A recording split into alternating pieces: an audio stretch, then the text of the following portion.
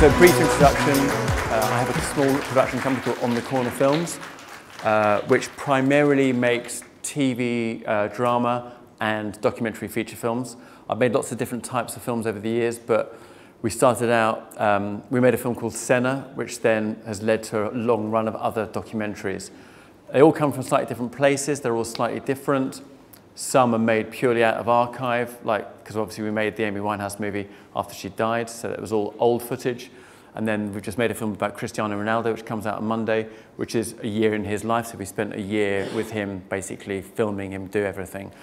We'll play the first clip. I'll tell you a bit about it afterwards, and then just dive in with any questions. You said I just think you're depressed. She expressed a lot of concern and fear about where things were going to go and how she was going to handle it, you know.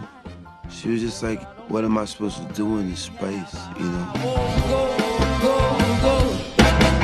So I grew up in London, and I sort of was a really boring accountant for a bit, which is a very good career choice for some people, but not for me. I wasn't very good at it, so I decided not to pursue it. And I thought film just sounded interesting, but I didn't know really anything about it, if I'm honest. And I thought being a film producer sounded cool, but again, I didn't really know what it meant. So I moved to New York just because I was sort of going nowhere fast in London. I wanted to change the scene. And I managed to get a job as an intern at a company called Miramax, which is a film company in America, run by this famous kind of film mogul called Harvey Weinstein.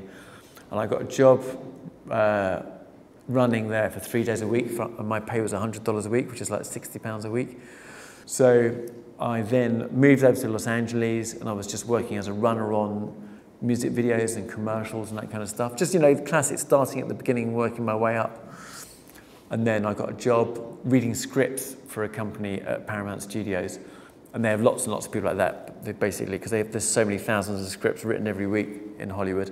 So I did that for a while. And what you realize is that the only real way to become a filmmaker, whether it's a documentary or a normal movie, is to find a really good script that you think is really good, sort of the film that you would go and see if it was your choice.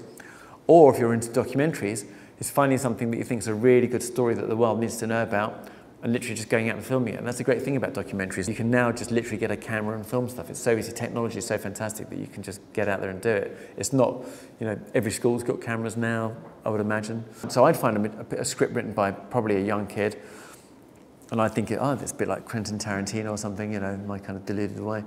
And you take it all around town in Los Angeles, knocking on doors. You've got no reputation, no credibility. Everybody goes, on your bike, nah, we won't even read it, no thanks, no thanks. You get thousands and thousands and thousands of rejections, basically. And then one day somebody says, maybe. And then you work on that, and then it's just about trying to get momentum. And there are really no shortcuts. You've just got to it's just a slog. Like everything that's worth doing is actually hard work. And you've just got to keep on pushing and pushing and pushing. But the film business more than anything else, though, is about perseverance. You've just got to, it's that classic old cliche, just don't take no for an answer. You just keep on going, you keep on going, you keep on going until somebody, somewhere, gives you half a break. Because somebody at some point will do if you keep on pushing hard enough.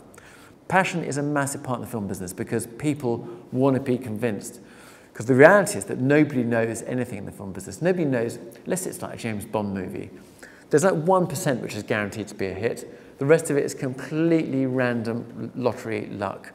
And so it may as well be you. So you've got to say to people, I'm telling you, it's great, you should make this, you should give me some money to make this. It's brilliant because of X, Y, Z. And most of the time they'll have a really good reason why it's not as good as you think it is. But it only takes one person to go, you know what, it might be half as good as he said it is. I honestly believe, and it sounds really trite, but I really mean this, and I always say this to every single class, because I wasn't particularly academic at school. I went to a good school, but I wasn't like in the top set. I got into college, and I did okay, but I wasn't like a high flyer.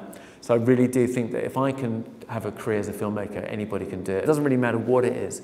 If you want to do something bad enough, you can do it, but you've just got to be so determined and absolutely passionate about it and just not take no for an answer. And I do think that everything, I always say it to my kids, And they're just like, you know, there's no rush, you've got to work out what you want to do, but when you do work out what it is, there's no limits to what you can do if you believe in yourself, really. In our business, there's nothing that can prepare you for that level of success. You can warn an artist, you can try and prepare them for it, but at the end of the day, until you go through it, it's unlike anything you've ever encountered. You're saying how is it easy to not sort of get sucked into it and start trying to make it a whodunit? Yeah. It's a really good question, because I was at a thing last night and somebody asked me exactly the same question, because what happens with these films, and it certainly happened on Senna and it certainly happened on Amy, a bit less so with Cristiano Ronaldo, but you do sort of fall in love with the people you're making a movie about, you know, a little bit, because you're kind of like, you're spending all this time watching them, thousands of hours of footage. There's three of us, basically. There's myself, the producer, there's an editor, and there's a director. And we'd have to kind of put checks and balances in each other. So if one person was getting a bit out of control, saying, oh my God, it's all his fault, or it's all her fault, the others have to say, come on, we've got to calm down. And what we tried to do on that film was to present all the information in a pretty balanced way, and a non-judgmental way, and then let the audience make up their own mind, basically, about what had happened.